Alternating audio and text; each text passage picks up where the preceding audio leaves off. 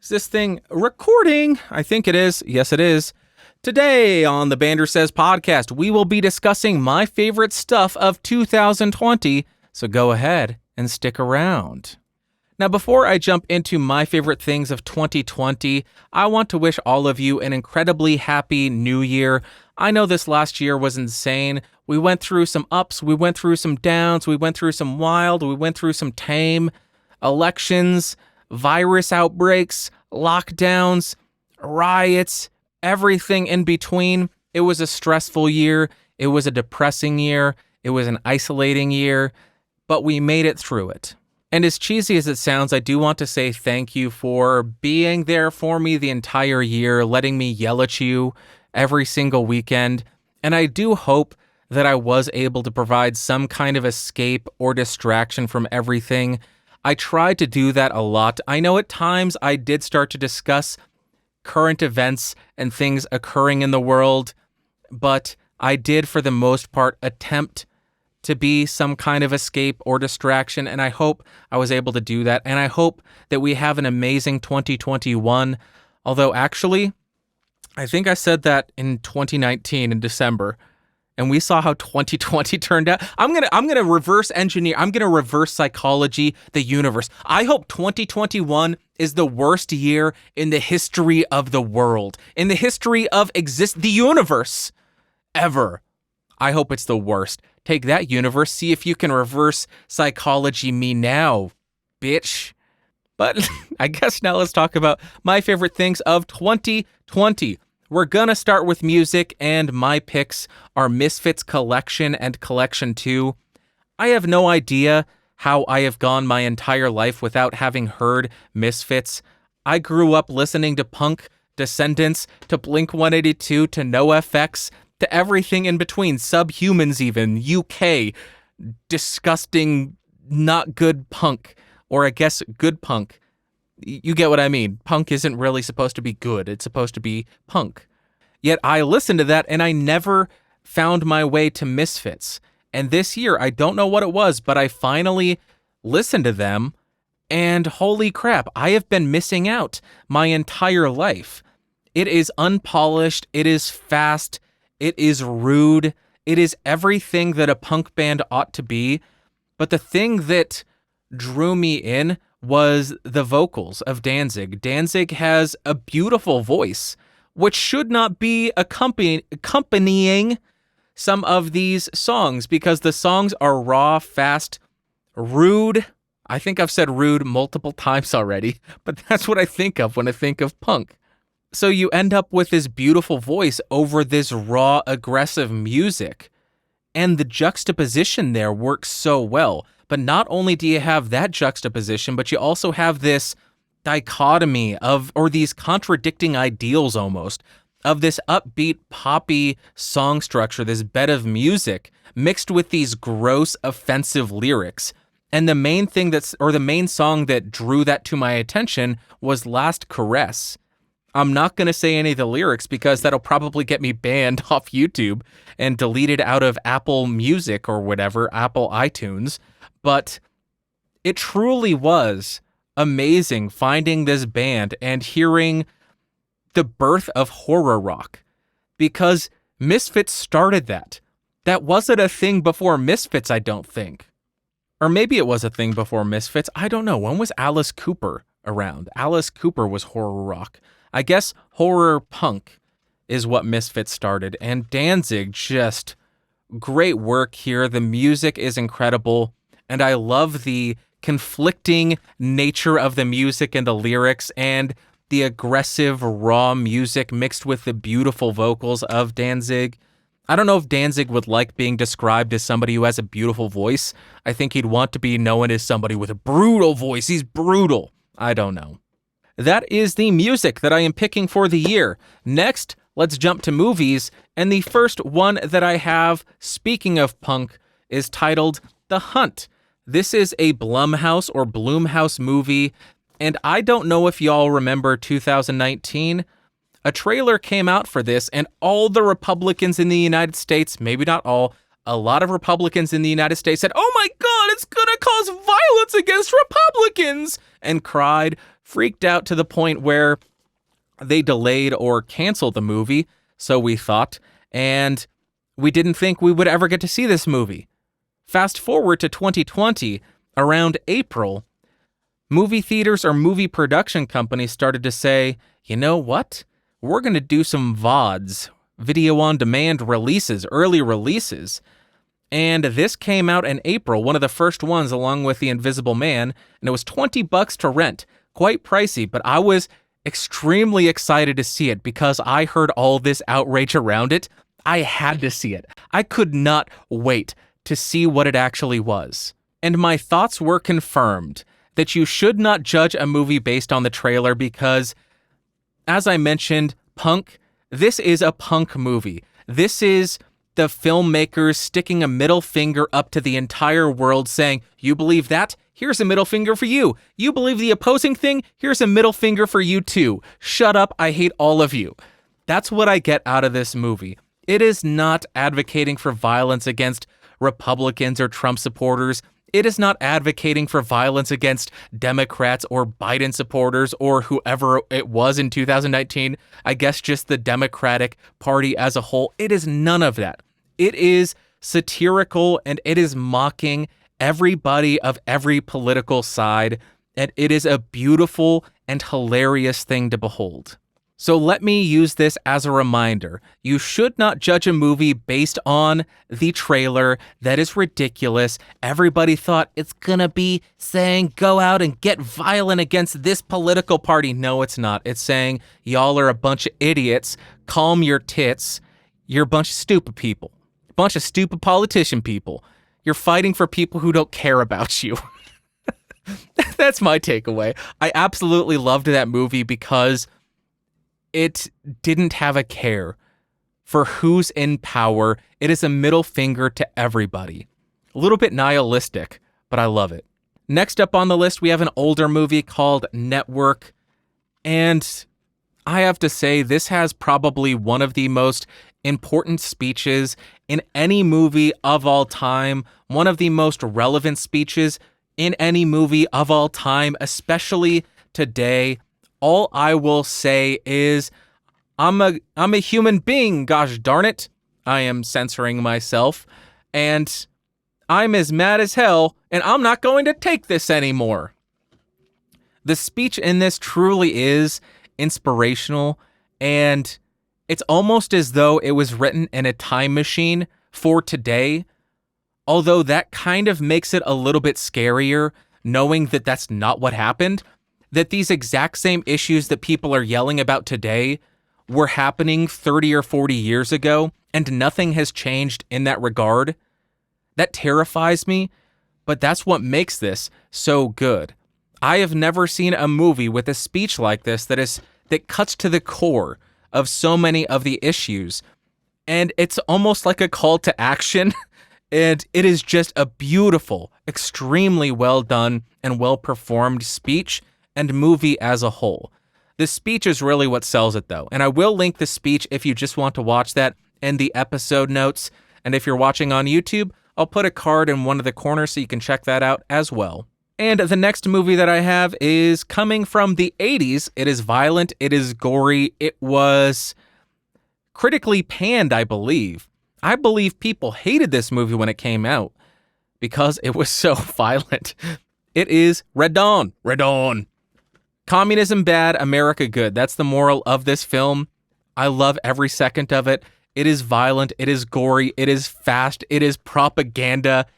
If you go in knowing that it is just straight propaganda, it's hilarious to watch and an absolute joy to watch. Give it a go. I'm really just picking it to piss people off because I think that's funny.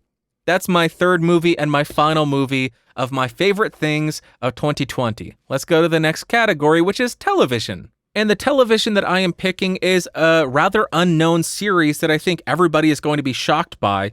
They're going to think, how have I never heard of this? How have I not watched this before? Sounds great. It's called Seinfeld. Weird, right? Never heard of it before. I have tried. It's a show about nothing. That's the joke. And I had tried to watch this in the past. Did not click for me. I don't know what it was about this year, but I finally gave it another go, and holy crap, it stuck.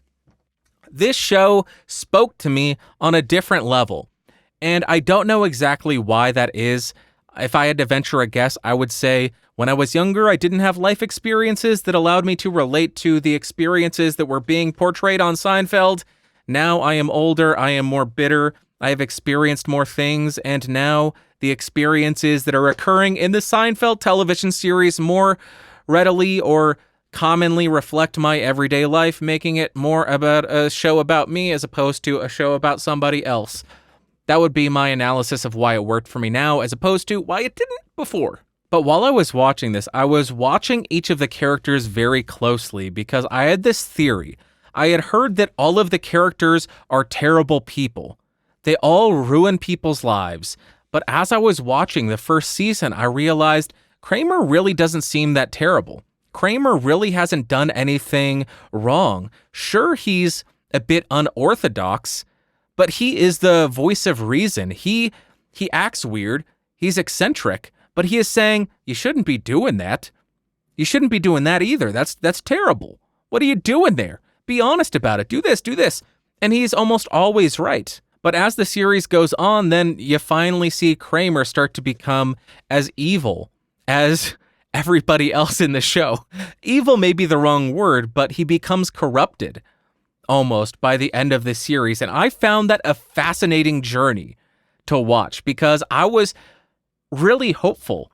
I know this is a weird way to interpret Seinfeld, but I was hopeful that Kramer would have made it through the entire series being the one positive force that everybody else mocks as a weirdo, but he being the only one, the moral compass of the group. But by the end, no, he has no moral compass either.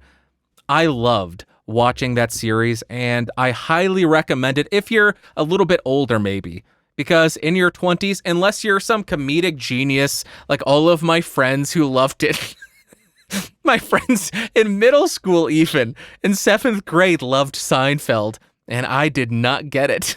I guess they were comedic geniuses as well. Or maybe my sense of humor is just better now. Maybe that's what it is. I don't know. That's my TV pick. Next, let's talk about a book because I'm a big stupid person and I don't know how to read. And I only have one book and it's a very thin and quick read. It is called Animal Farm by George Orwell. Have you heard of it?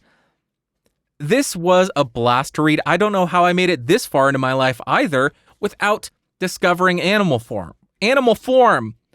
On that note, actually, 2020 was a difficult year, but what a good year for media. I discovered Misfits, I discovered Seinfeld, and I discovered Animal Farm. That's a pretty outstanding year. 3 amazing things were discovered this year, and a 4th thing that we're going to talk about shortly. But Animal Farm, if you don't know, I don't know why I am pronouncing it that way. Animal Farm. I swear I'm not from New York. Or am I? It's a story about communism. Critiquing communism through the lens of farm animals that speak, that interact with one another, that develop a commune. And there is something that makes it more consumable because if you were to be reading a book about the founding of communism, it would be dense, it would be difficult to understand. If you're like me, it would be difficult to remember everybody's names. But in this, it's such a quick read. It gives you a general overview of some of the tenets of the communist founders. And I know there will be a communist or two reading this or watching this and typing in the comments. That's fiction, bro. That's not the history of communism. I understand, but there are some communist figureheads who are represented by characters in this book. And if you're just looking for a quick read, a quick critique of communism through fiction, it really was an enjoyable read, and I understand why this is such a prominent book, why it is, at least I think it used to be assigned in high school, I believe. 10 out of 10, recommend Animal Farm by George Orwell. It's almost like he knew what he was doing, and it's almost like people should recommend this in schools. What a shocker. And now let's talk about watches. I did discuss watches briefly as a broad topic on my favorite things of 2020 on the Geeks Rising podcast YouTube channel, and I want to talk two specific watches that are my favorite of this year. The first watch is my most recent acquisition, but I have not been able to take it off my wrist. I have tried to throw other watches on to wear them for a couple of weeks to try to prepare for a review. I have such a hard time taking this one off my wrist. It is the Christopher Ward C65 Trident GMT. It has your typical 3-hand time, but it has a 4th hand that is a GMT or Greenwich Mean Time. It allows you to have a second time zone, and it has a Pepsi bezel, meaning it has blue and red surrounding the watch dial, and I think that is just gorgeous. Gives a little bit of character, a little bit of a pop of color on your wrist. And this is made in Switzerland, I believe, a Swiss-made watch, although Christopher Ward is a British-based watch company. And if you watched my review of the Casio World Time, a $25 digital watch that has 4 time zones, you'll know that I absolutely love having multiple time zones on my wrist because it gives me a connection to somebody else in a different part of the world. I know that sounds cheesy, I know that sounds hokey, but having the time zone of somebody else is just a constant reminder when you look down. Oh, think about that person. Oh, they're over there. What time is it for them? I bet they're having lunch right now. This constant reminder really helped me this year, and it was fun to have that reminder. This is the time when I'm chatting to this person. Oh, it's dinner time for them over there while I'm talking to them in Discord and doing this and that and that. Just a nice connection to have in a year where connection has kind of not been a thing.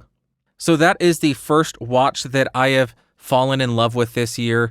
Second is my all-time favorite watch that I own at this point. It is the Sinn 556A. The way I would describe this is the tooliest watch of all tool watches that I have ever seen. It is no frills. It is not a flashy piece. It is a matte black dial with printed numerals on it. The numerals are massive, making it extremely legible and a little bit Explorer-esque, if I do say so myself. If you don't know what the Explorer is, it is a Rolex Explorer 1. It has 369 numerals on it. This has 36912, and then a tiny little date window at 430. And this watch just... it's utilitarian, almost to a fault, but I still think it has a bit of character to it.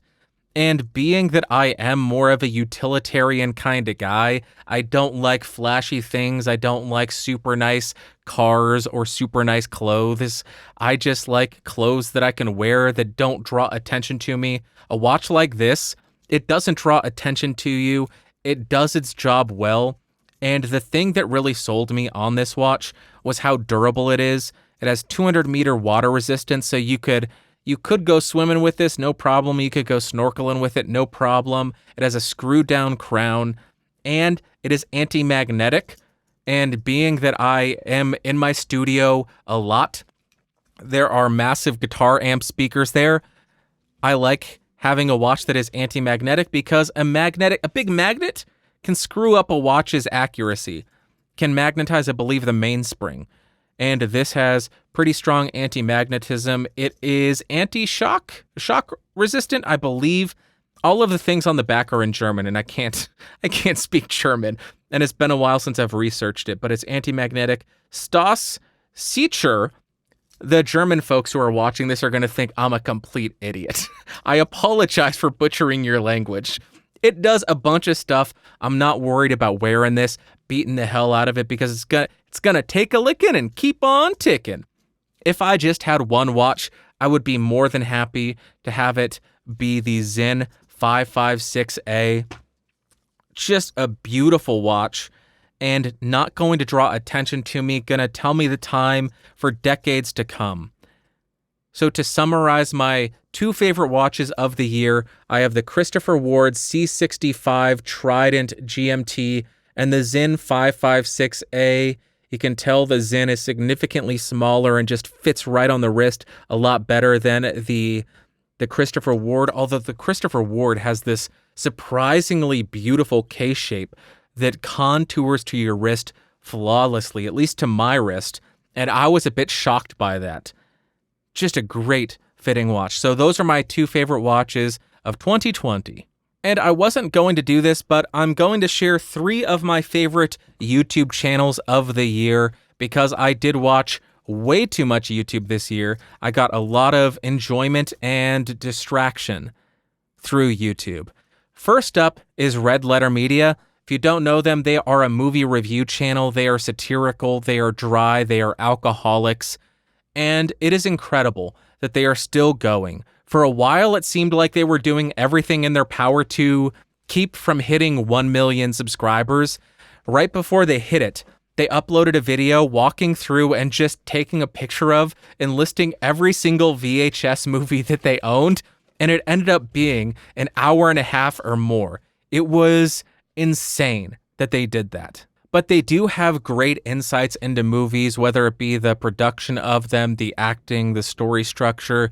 All of that is really well documented and critiqued on their channel, but it's wrapped up in these amazing, dry, sketch-laden episodes. I absolutely adore their channel and love that they have continued to make movies on their own accord or to their own beat. They're dancing to the beat of their own drum. YouTube changes every couple of years. This is the type of content that does well. Well, now this is what does well. They don't change with that. They just make the content that they want to make, and it is beautiful. They just make long form, long sketch intros, 5-minute skits to introduce a video reviewing Avengers. It shouldn't work, but it does, and it's beautiful. And going back through their back catalog has been an absolute joy. They've been one of my favorites for years. They're going to continue to be one of my favorites for years to come. Second is the Urban Gentry. This is a watch review channel, and the thing that drew me to TGV, another channel, is because they do skits in the intro. They do these long, drawn-out skits with Tyrannosaurus Rex that wants to borrow watches and drink wine, and it's goofy, it's lame, I love it. But the real big draw to TGV was his journalistic independence, his journalistic standards.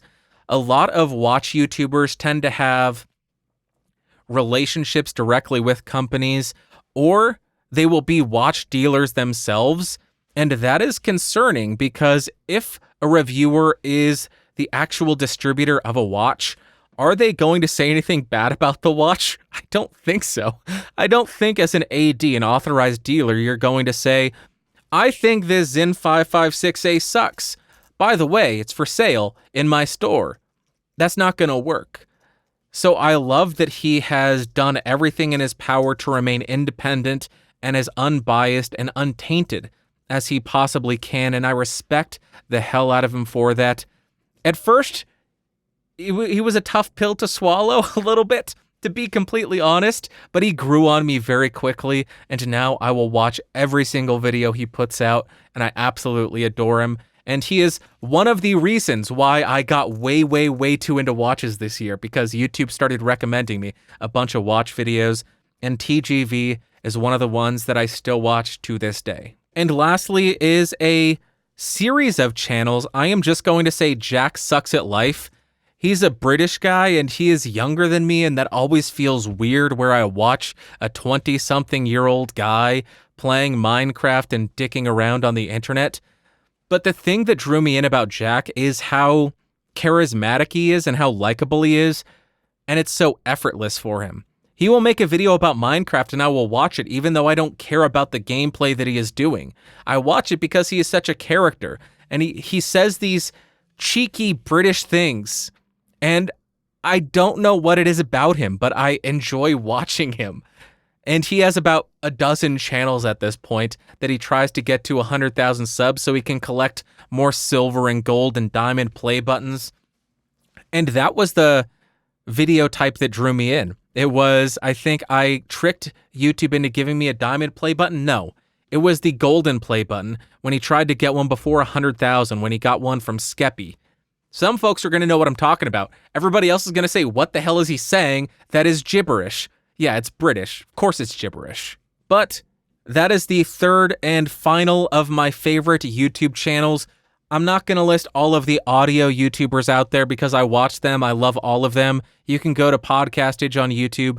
I have all of the audio channels that I watch religiously in the sidebar, or if you click recommended channels or get a second opinion, whatever the hell I labeled it, a bunch of audio channels over there that I watch, and those would be my favorite, but I feel like that would just be boring saying the same thing every single year.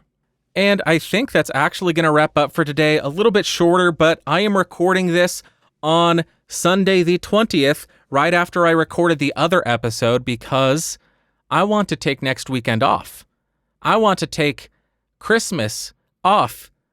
And next weekend's Christmas. It's not even New Year when this is coming out, is it? I'm an idiot. It's not New Year. The episode that'll come out on New Year or the day after New Year, I'll analyze how I did this year or something. Son of a gun. Or I'll just take next week off, 2 weeks off, something. I don't know what we'll do. I'll tweet about it. Son of a gun. I wish I realized what I was doing before I did any of this. I am an idiot. I want to hear from you. What are your favorite things of 2020, whether it be physical items that you watched, whether it be some media that you enjoyed, a book, a piece of music, a band, whether it be a watch, whether it be an application. Discord was really important to me this year because it kept me connected to folks while I was freaking out and being isolated. And I spoke about that in the Geeks Rising Favorite Things of 2020 video. Again, I will link that somewhere in this video and in the episode notes if you want to check that out. But I think that's going to wrap up. I do hope you have a safe New Year's because guess what? When this is coming out, it won't have been New Year's yet. I hope you have fun. I hope you stay safe. I hope you have an amazing 2021, although 2021 is going to be the worst year ever.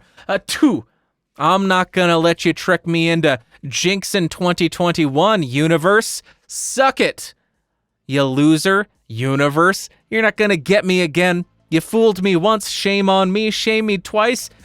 Fool you, bitch. Alrighty, I'll talk to you all later. I hope you have an amazing Sunday, Monday, Tuesday, Wednesday, Thursday, Friday, Saturday. Next Sunday, I will talk at you. I love you so much, and bye.